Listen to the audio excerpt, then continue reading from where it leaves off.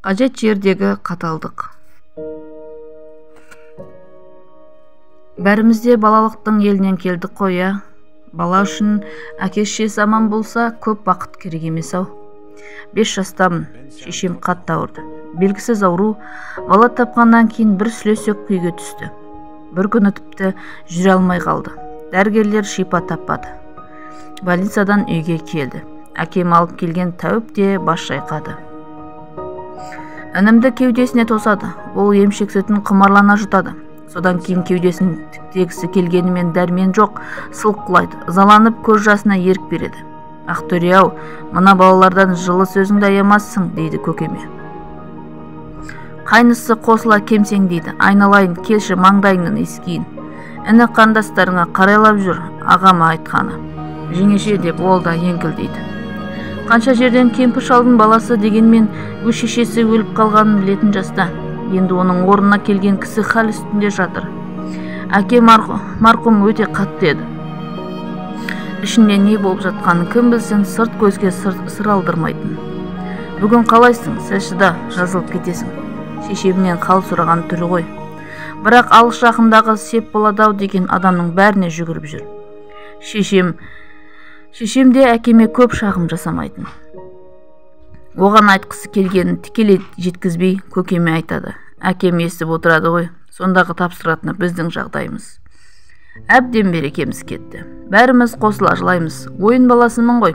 Кейде алысырақ кетіп қалсам, үйге жақындағанда жан-жағымда барластырып қарап алатынмын. Құлағымды тосамын. Жұрт жылап жатқан жоқ па екен, шешем өліп қалмады ма екен деген қорқыныш қой.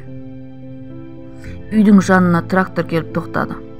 70-ші жылдардағы ең мықты көлік. Кабинадан таудай боп нағашым түсті.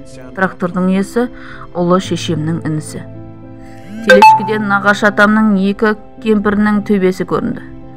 Сабыр нағашым өте қатал, тізесі қатты адам еді, жарықтық. Түрі өте сұсты. Жұрт мінезін аңыз етіп айтатын. Қолдағы дәулетте адамның айдынын асырып тұрады ғой. Көңілі түспеген адамға тіл қатысуы да қиын болатын. Қоғадай жапырылып күтіп алып жатқан қалың жұртшылықтың ішінен әжеммен ғана амандасып, қал жағдай сұрасты да үйге беттеді. Біз ілестік. Әжемнің етегіне оралып үйге кіре бергенде байқағаным, пеш түбінде жатқан шешем әкесін көріп басын көтергісі келіп еді. Атам оған тіпті қайрылған жоқ. Төрге озып, малдас құрып қаққан қазықтай боп отыра қалды. Іле екі кемпір кірді. Шешелерін көргенде жеңешем дауыс салып жылады. Оған екі кемпірге қоса әжем, ағам, мен, екі апам, қарындасым бәріміз қосылып азан-қазан қылдық. Әй деген ызарлы дауыс естілді бір кезде. Атам екен. Әй, өшір үніңді. Өлетін болсаң, бала-шағаңның мазасын алмай, жайыңа өл. Өліп жатқан жалғыз сен емессің. Шешем кенет тоқтай қалды. Екі кемпір де жым болды. Бірте-бірте бәріміз тынышталып едік. Әңгіме былай, деді атам. Шықпаған жаннан үміт бар, қызымды алып кетемін. Халін естіп отырмын, емдетемін. Алла жар болса, тұрып кетер. Егер өліп қалып жатса, сүйек сенікі, өзің көмесің, деді. Сосын әкеме шаншылап қарап. Жүрелеп отырған әкем басын изеді. Ал онда жүрейік. Жүргені несі, қазан асып жатырмыз ғой, деді әжем абдырап. Оған уақыт жоқ құдағай, ал қызды телешкеге салыңдар.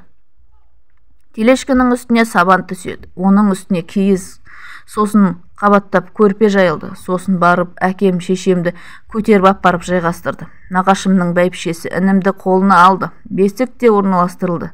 Сен қал деп атам шешемнің қасына отыруға ыңғайлана берген әкеме жалт бұрылып.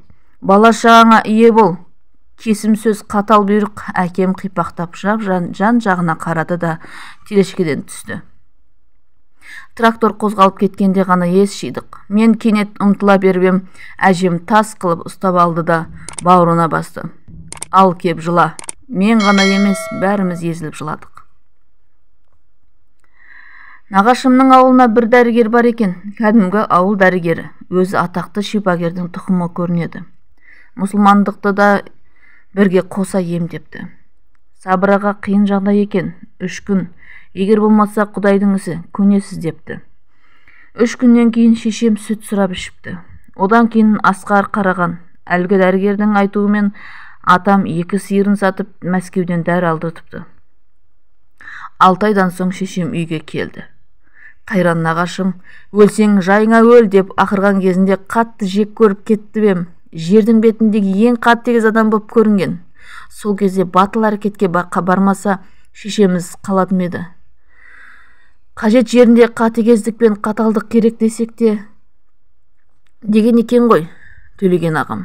Қажет жерінде қатыгездік те қаталдық та керек-ау, барлық баланың ата-анасы аман болсын. Бауыржан Бабажанұлы.